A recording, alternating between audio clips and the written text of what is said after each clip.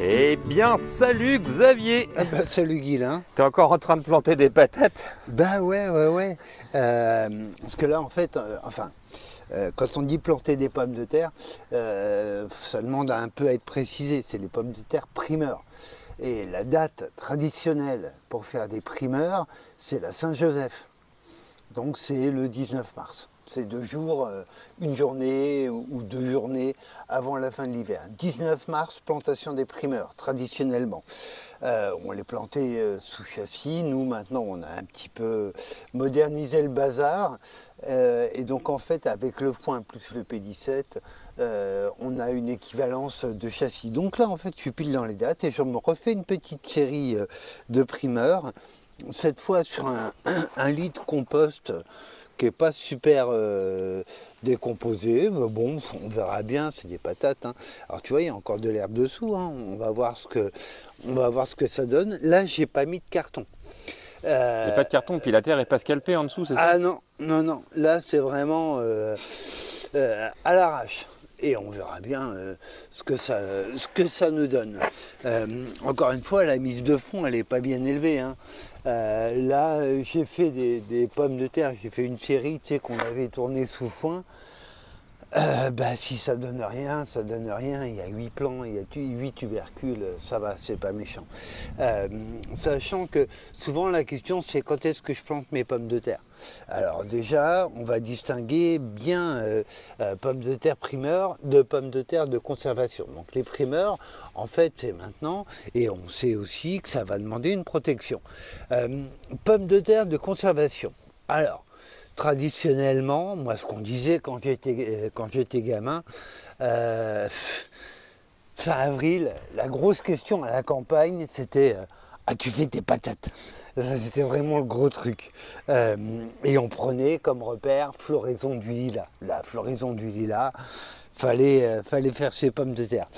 Bon, la floraison du lilas, si on s'en tient à un agronome que j'aime beaucoup, c'est Jean-Paul Thorez, dont on a conseillé l'ouvrage aux éditions Terre Vivante. Ça fait 40 ans qu'il note, hein, lui, la floraison du lilas. Elle s'est décalée de 20 jours. 20 jours? Ouais, en fait. Donc tout se décale allègrement. À ce moment-là, est-ce qu'il faut respecter la floraison du lilas? Oui, je pense, hein, tout se décale. Hein. Mais il y a aussi que, surtout, ça nous ramène à cette idée que c'est fini. Pour moi, le « as-tu fait tes patates ?» oui, on en a fait une série. Mais moi, les pommes de terre, en fait, je les plante de mars à août, hein, régulièrement. Des séries régulières. La série qui est faite en août, elle va être récoltée en pommes de terre primeurs au moment des gelées, avant quand les gelées vont descendre sur les feuillages.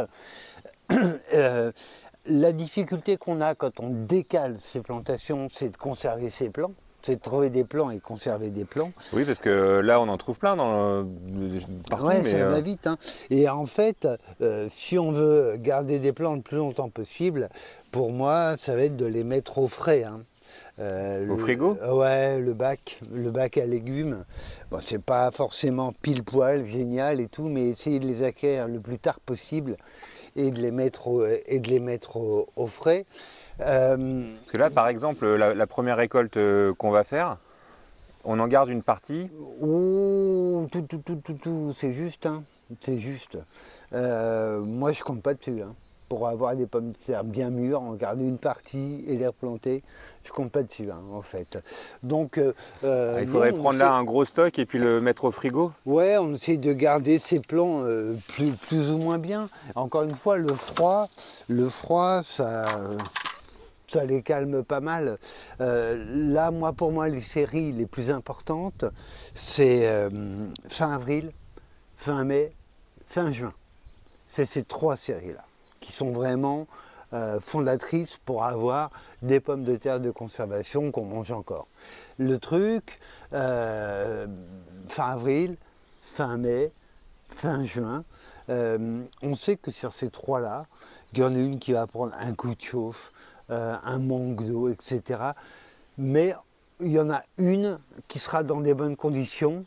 L'an dernier, sur ces 3 séries-là, il y en a 2 qui étaient belles. Une qui a souffert et 2 qui étaient plutôt belles. Donc en fait, le fractionnement, c'est ça. Alors, ça ne demande pas d'avoir un potager plus grand. Par contre, oui, effectivement, c'est plus de boulot. Voilà, plus de boulot, plus de surveillance, etc. Donc, pareil, quand on plante tôt, quand on plante tard, on s'aperçoit qu'on a moins de soucis avec les dorifs, etc., etc.